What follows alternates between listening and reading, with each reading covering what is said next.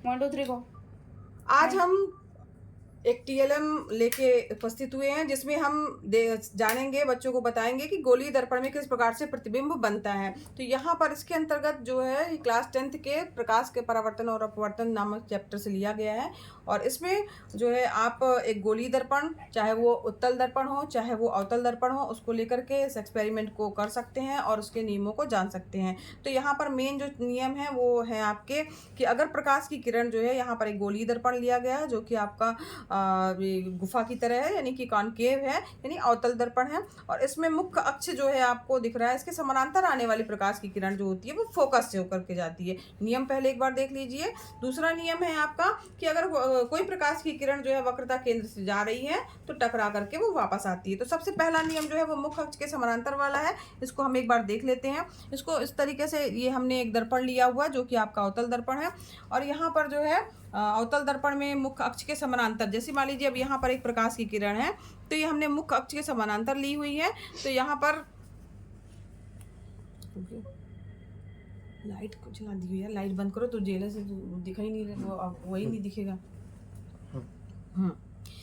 अब यहाँ पर देखिए प्रकाश की किरण जो है ये मुख्य अक्ष के समानांतर आने वाली प्रकाश की किरण, जैसे ये प्रकाश की किरण आ रही है और आपको दिख रहा होगा कि ये प्रकाश की किरण जो है मुख्य अक्ष के समानांतर आने वाली प्रकाश की किरण ये फोकस से होकर के जा रही है। तो इस प्रकार से आप देख सकते हैं, जैसे कि चित्र में दिखाया गया है, मुख्य अक्ष के समानांतर आने वाली प्रकाश की किरण फोकस से होकर के गुजरेगी।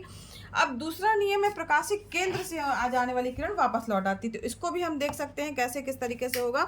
तो यहाँ पर देखिए प्रकाशिक केंद्र, यानी कि एक ऐसी स्थिति आएगी जब यहाँ पर हम डालेंगे प्रकाश और यहाँ पर देखिए ये उसी तरह जो है एक ही दिशा में, उसी दिशा में वापस चली जाएगी। ये दूसरा जो है, यहाँ पर आपको जाने वाली किरण और आने वाली किरण का मार्ग जो है वो एक ही दिख रहा है। तो यहाँ पर आपको दिखाई दे रहा होगा।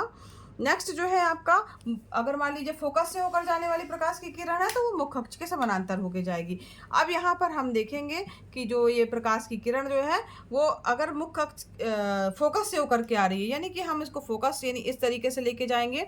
आप देख रहे होंगे कि ये फोकस से होकर के अगर मान लीजिए प्रकाश की किरण जा रही है तो ये देखिए आप, ये मुख्य अक्ष के समानांतर होकर के गुजरेगी। एक मिनट, ये देखिए फोकस से होकर के, ये आप देख रहे होंगे फोकस से अगर प्रकाश की किरण कोई जा रही है तो ये मुख्य अक्ष के समानांतर जो है वो होकर के गुजर रही है। ये देखिए। फिर इसके बाद जो है चौथा है कि आपतन कोण और परावर्तन कोण के नियम को, जो कि आपका परावर्तन का नियम है वो भी आपका सत्यापित होगा। यहाँ देखेंगे आप, तो यहाँ पर आप देख रहे होंगे तो आपतन कोण और परावर्तन कोण जो है वो आप देखेंगे तो इसमें जो है वो बराबर आएगा। जो मुख्य अक्ष आपको दिखाई दे रहा है यहाँ पर एंगल जो है दोनों का वो बराबर होगा। ठीक है। तो इस प्रकार से हम गोलीय दर्पण में प्रतिबिंब के बनने को समझ सकते हैं और उनके नियम को जान सकते हैं।